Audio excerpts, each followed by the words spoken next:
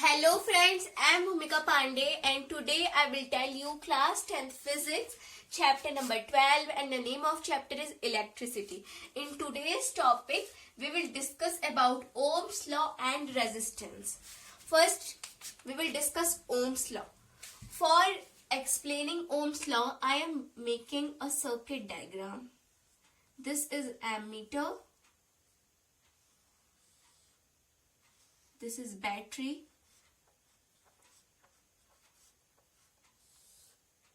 This is switch in off position, positive, negative, and this is wire I am showing you from zoom. These are electrons. We know that electrons are always negative. This is the appliance which we are using. I am taking a bulb. This is voltmeter. Positive, negative. Now this is a diagram of a circuit. Now for explaining Ohm's law, if we will see that we always know that like charges repel each other and unlike charges attract each other. In the previous video we have seen this. Now if these are like charges, means this is also negative, this is also negative, we know that they will repel each other. This is a 6-volt battery. If they will repel each other, they will move in this direction. We know that these are positive charges and unlike charges attract each other. So minus charge will attract towards positive charge and they will move in this direction. This is the direction of a charge. Now if I will take this 12-volt battery, then we know that these charges will move quickly. Means it will move very much fast. Then the current will also flow very fast. And we always know that current flow from higher potential to lower potential, means positive to negative. We know that the electrons will move towards positive and the current will flow towards negative. This is Ohm's law, that the potential difference between two appliances is equal to the current flowing through the wire. Means if I will say that potential difference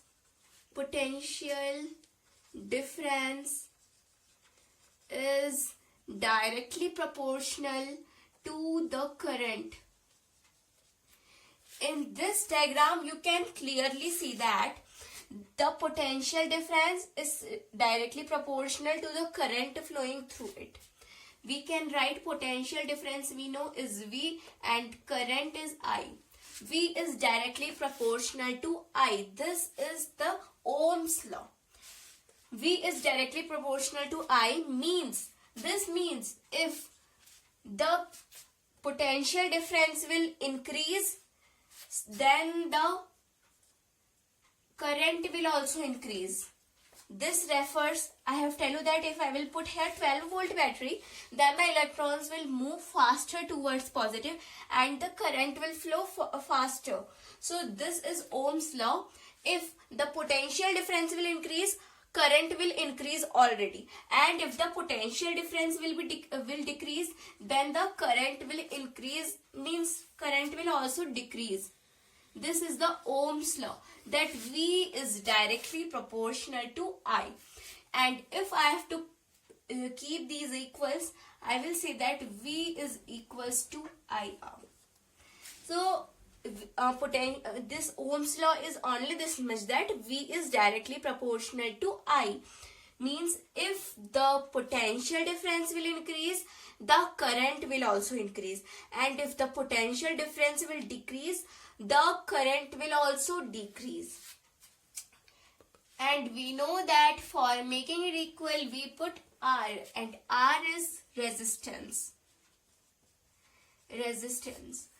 Now what is a resistance? V is equals to IR. We know if I will take R, here I is in multiply, now it will go in divide, means R is equals to V by I. resistance is equals to potential difference upon current. This is the formula for takeouting resistance. Now how we will discuss this resistance properties. What are the factors on which the resistance of a conductor depends? R resistance is directly proportional to L, means resistance is directly proportional to the length. R is inversely proportional to the area of cross section. R will means inversely proportional to 1 by A, area of cross section. And the third property is that resistance depends on nature of object. Nature of the metal which we are using. These are the three properties on which the resistance of a conductor depends. How this resistance now depend on these factors? R is directly proportional to L, means if the resistance will increase, the length will also increase. Resistance will decrease, the length will also decrease. This is the mean of directly proportional. And what is indirectly proportional means if the resistivity will increase, area of cross section will decrease. And if the resistivity will decrease, the area of cross section will increase. This is the resistivity on resistance on which this resistance is depend in a metal.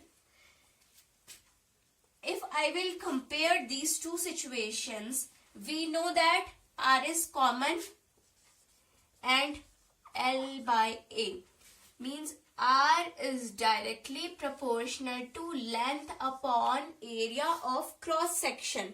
This is the resistance. Now this is directly proportional. If I have to do it equal, what I will do? R is equals to rho L by A, and this is rho. This is very important. Rho means if I have to do it equal, it is important to put rho in front of length by area of cross section. Now what will be the formula for takeouting rho? Rho is equals to this L by A is in multiply, L by A will go in divide, means R into A by L, means RA by L is equals to rho. This is the formula for takeouting rho. Rho will be equals to resistivity into area of cross section upon the length. This is the resistance of an object. Now what is rheostat? Rheostat is an electrical appliance which is used to control the resistance of any object. And there is one graph for this graphical representation. I am making small. You can make big in your notebook. Means here will be V and here will be I. Potential difference, current. And everything, the line which will go through it will always straight. It will not bend anyway. This is the graphical representation. Above will be potential difference and current will be down, and the line will be always straight. This is the graphical representation. Now what is its unit? If I will take it, what we have done, R is equals to V by I. R is equals to V by I. We know that V is the potential difference and I is the current. R is equals to V by I, and we know that potential difference is always calculated in volt. V will be volt and we know that I will always compared in ampere. Now what is volt upon ampere? Volt upon ampere is ohm, and the symbol for making ohm is this.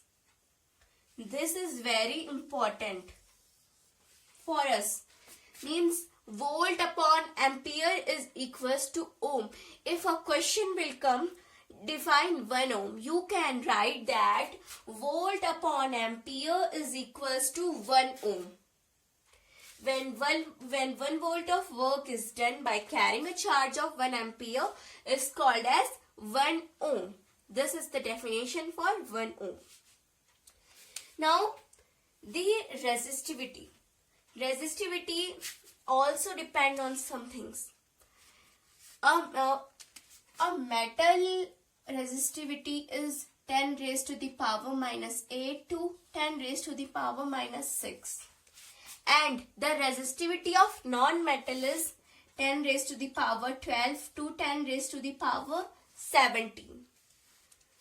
Now we know that copper and aluminium wires are very best conductor. And why they are best conductor? Because their resistivity is very low. And always remember that if the resistivity will be low, then the current will flow more easily. And if the resistivity will be higher, then the current will have some difficulty to flow.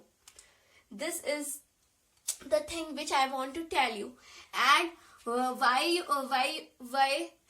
always heater and all heating appliances are made up of alloys?